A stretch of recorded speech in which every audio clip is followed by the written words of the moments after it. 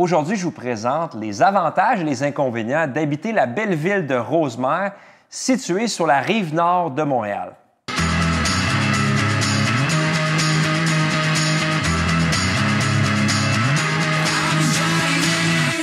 Rosemère est une ville vraiment très charmante qui longe les berges de la rivière d'Émile.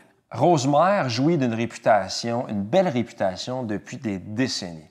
Je vous défie de trouver une personne qui habite à Rosemère, qui a déjà habité et qui n'aime pas la ville de Rosemère. Pratiquement tout le monde que j'ai rencontré dans ma vie, dès qu'on parlait de Rosemère, les gens aimaient beaucoup. Pour plusieurs raisons dont on va parler aujourd'hui. La population tourne autour de 14 500 habitants, va très bientôt sûrement se rendre à 15 000. Donc c'est une petite ville, mais vraiment très charmante et qui a beaucoup à offrir. Pour ceux qui ne me connaissent pas, mon nom c'est Gabriel Laflamme, je suis courtier immobilier depuis 2009 et à chaque jour, j'aide des gens comme vous qui ont des projets d'achat ou de vente. Et les gens me contactent en m'écrivant dans les commentaires, ils m'envoient un courriel ou ils m'appellent et ils me partagent leurs projets. Et mon équipe et moi, on vous guide par la suite de A à Z pour que votre transition soit la plus fluide possible. Donc, si vous avez un projet dans 1 an, dans 1 mois, dans 6 mois, peu importe le temps où vous allez vouloir concrétiser ce projet-là, nous sommes là pour vous aider. N'hésitez pas. On attaque maintenant les inconvénients d'habiter la ville de Rosemère. Ça n'a pas été facile de trouver des inconvénients. J'ai donc appelé, encore une fois, c'est ma méthodologie, j'appelle des clients à qui j'ai vendu des maisons à Rosemère et je leur questionnais. Parle-moi des inconvénients et je prends des notes. Et par la suite, je vous présente le tout, de sorte que si vous pensez acheter, vous allez avoir tout le portrait le plus juste. L'année de construction des maisons à Rosemère est un petit peu plus âgée, spécialement si vous aimez les maisons sur des grands terrains. Parce que bien souvent, quand je me promène dans les différentes rues, parce que je vais prendre des marches, je fais du vélo à Rosemère, je me rends bien compte que les maisons, les terrains que j'aime le plus, qui sont le plus boisés, c'est des maisons qui sont âgées, des grands terrains boisés. Donc, si vous achetez, vous allez devoir faire des rénovations. Pour vous donner une idée de l'âge moyen du parc immobilier des maisons résidentielles, j'ai mes petites statistiques ici. On a 23 % des maisons qui ont été construites avant les années 60. Ensuite, on a 21 % des maisons qui ont été construites entre 1961 et 1980. Et un 25 % de maisons entre 1980 à 1990. Ça vous donne un petit portrait et les autres sont toutes plus récentes. Mais si vous avez un bon budget, évidemment, vous allez avoir plusieurs options de maisons récentes si vous avez un très bon budget. Maintenant, l'inventaire de propriétés à vendre. Tout dépendant de la période à laquelle vous allez chercher une maison à Rosemère, vous allez vous rendre compte qu'il n'y a pas beaucoup de choix, spécialement si vous avez un budget qui est bon mais qui n'est pas exceptionnel. Et puis, à certaines périodes de l'année, il n'y a pratiquement pas de choix. Il faut être un petit peu chanceux, il y a des périodes qui en a plus que d'autres.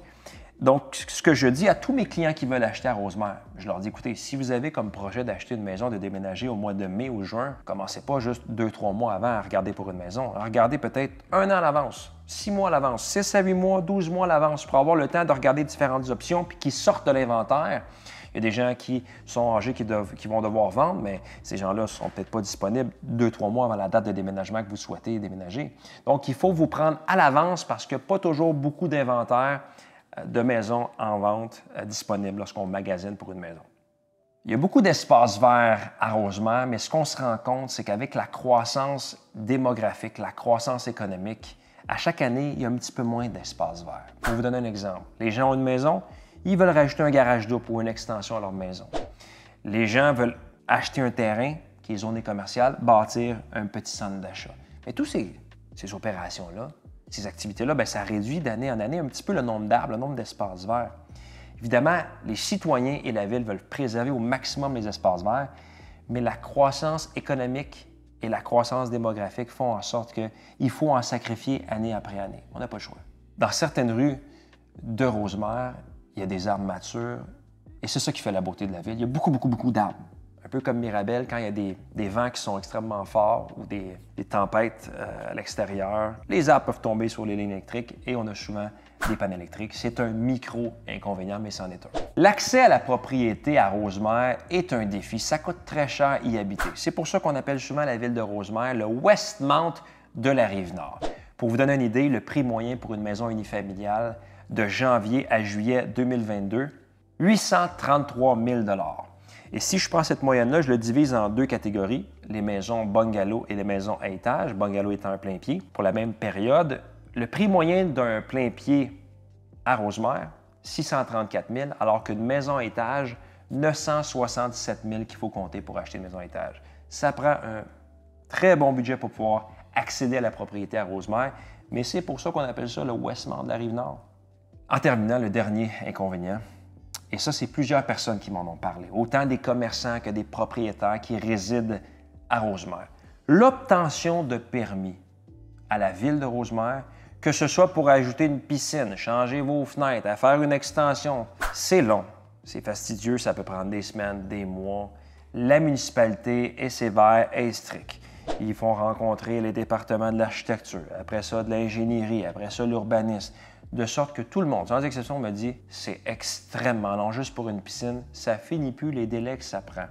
Et là, je n'ai pas parlé des commerçants. Quand je parle aux commerçants, ils me disent « Gabriel, lorsque j'ai vu mettre mon enseigne, j'avais certaines règles, il fallait que j'aille voir l'architecte, l'urbaniste, toutes les différentes réglementations pour juste mettre mon enseigne. Et quand j'ai dû faire des rénovations de ma façade, bref, la bureaucratie, l'accès à l'information, la vitesse pour l'obtention de permis, c'est vraiment lent. Donc, je suis certain que les gens qui travaillent pour la municipalité de Rosemère sont très gentils, mais il y a une certaine structure à la ville qui fait que c'est lent pour les gens. Et ça tombe sur les nerfs des gens qui sont propriétaires ou qui ont des commerces, malheureusement. Dites-moi, vous, avant de commencer à parler des avantages de la ville de Rosemère, avez-vous des commentaires? Qu'est-ce que vous appréciez? Si vous connaissez la ville de Rosemère, qu'est-ce que vous, personnellement, vous aimez ou vous n'aimez pas de la ville de Rosemère? Vous avez des amis de la famille qui habitent à Rosemère. Qu'est-ce que ces gens-là apprécient ou n'apprécient pas de la ville? Je suis vraiment curieux de le savoir pour approfondir mes connaissances. On commence maintenant avec les avantages. Le premier qui me vient en tête, la beauté du territoire de Rosemère. Vous avez le bord de l'eau, vous avez les berges, les gens vont faire du paddleboard, ils vont nager, ils vont pêcher. Non seulement ça, vous avez la verdure. La protection des espaces verts, c'est une priorité pour beaucoup de citoyens. On a des arbres matures sur les rues sont spectaculaires et j'exagère même pas. Selon moi, c'est les plus belles rues pratiquement de la rive nord de Montréal se trouvent à Rosemère. Moi, je vais prendre mes marches là-bas, je vais prendre un petit café et je vais prendre une marche, été comme hiver, je vais avec mon vélo et c'est extrêmement apaisant. Et vous avez aussi des sentiers pédestres à travers la ville que vous pouvez utiliser. Le territoire est vraiment très joli. Et quand je parlais que Rosemère précédemment, c'était un peu comme le Westmount de la Rive-Nord, c'était pas seulement en termes de prix. Westmount, c'est beau, c'est majestueux. Mais c'est un peu la même chose à Rosemère. Allez vous promener dans les villes, allez sillonner les différentes rues de Rosemère et vous allez comprendre que c'est très charmant, c'est majestueux, un peu comme Westmount l'est à Montréal, mais version Rive-Nord.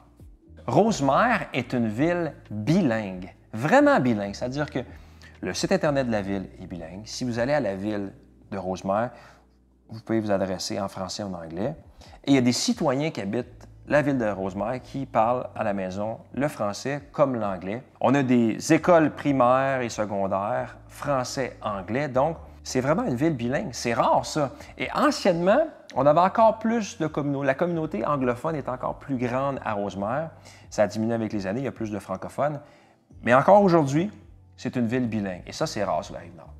La ville de Rosemère est une ville qui est extrêmement prospère financièrement. Ce qui veut dire que les employés de la ville qui gèrent tout ce qui est finance, les entrées d'argent, les sorties d'argent, ils font un excellent job parce que les taxes municipales à la ville de Rosemère sont parmi les plus basses sur toute la Rive-Nord de Montréal. Et ça, peu importe à qui vous parlez, qui habite à Rosemère, c'est quelque chose que les gens apprécient beaucoup. C'est le fun d'avoir... On a des services, on a une belle qualité de vie, mais nos taxes sont basses. Je dirais que sur la Rive-Nord, les deux superstars en termes de taxes qui sont basses, on a Rosemère et on a Mirabel. Rosemère est une petite ville, oui, mais c'est étonnant à quel point vous avez une belle variété de magasins, de boutiques. Vous avez des cafés, je vais toujours là étudier, je vais toujours là travailler, je vais lire, mon père aussi y va. Vous avez toutes sortes de restaurants. Vous avez un centre d'achat, la Place Rosemère, avec tout un inventaire de magasins. Vous avez même une boutique, je pense c'est Renaud-Bré, où je vais acheter mes livres. En quelque sorte, vous avez tout l'éventail possible de magasins que vous avez besoin dans votre quotidien, même si votre territoire est tout petit. Rosemère jouit également d'un emplacement vraiment stratégique. C'est sur la rive nord de Montréal, c'est juste de l'autre côté de Sainte-Rose à Laval. Vous pouvez accéder à Rosemère soit par l'autoroute 15, soit par l'autoroute 640. Vous pouvez traverser le pont de Sainte-Rose à Laval pour aller vers Rosemère. Très facile d'accès, ce qui explique pourquoi le secteur est autant en demande. Il y a beaucoup de facteurs qui la rendent attrayante, mais son emplacement joue un rôle très important dans le choix des gens qui décident de s'y installer. Maintenant, si vous voulez bouger, faire du sport, des activités, vous avez plusieurs options à Rosemère. Ce qui est vraiment impressionnant, c'est la quantité de gyms qui existent à Rosemère. Vous avez des gyms pratiquement à tous les coins de rue, je le sais, parce que anciennement, je m'entraînais dans un gym. L'année d'après, j'ai changé de gym plutôt. J'avais plusieurs options. J'ai également un spa, le finlandais, que je vais durant tout l'hiver. J'aime ça, aller là relaxer. Vous avez toutes sortes de parcs pour pratiquer des sports. Donc, c'est encore une fois un petit territoire, mais qui vous offre des possibilités de bouger, de rester actif à même votre ville.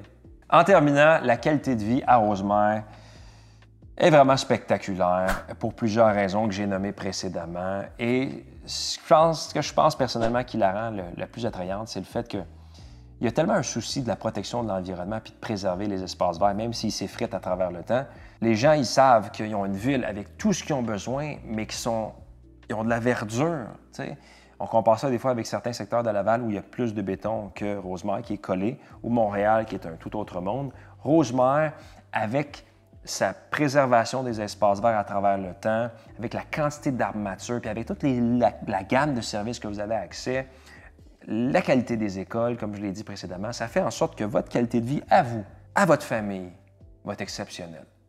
Ça, c'est sans contredit un des endroits sur la Rive-Nord que vous allez avoir la meilleure qualité de vie. Ça coûte cher, mais belle qualité de vie. Ça complète ma capsule sur les avantages et les inconvénients d'habiter la ville de Rosemère. Encore une fois, je suis curieux de connaître qu'est-ce que vous en pensez, vous, de la ville de Rosemère. Est-ce que vous aimez, est-ce que vous aimez moins et pourquoi? Et le vidéo qui va suivre après celui-ci, je suis certain que vous allez l'aimer parce que ça va être une vidéo sur l'immobilier, sur un autre secteur peut-être, un autre sujet sur l'immobilier de la Rive-Nord, de Montréal, de Laval, de Montréal, de la Rive-Sud. Bref, ça va être intéressant. Et si vous avez un projet, encore une fois, d'achat ou de vente, mon équipe est là, on est là pour vous aider. Vous nous écrivez dans les commentaires, vous envoyez un courriel, vous nous appelez, on est là pour vous assister de A à Z. Passez une belle journée, prenez soin de vous.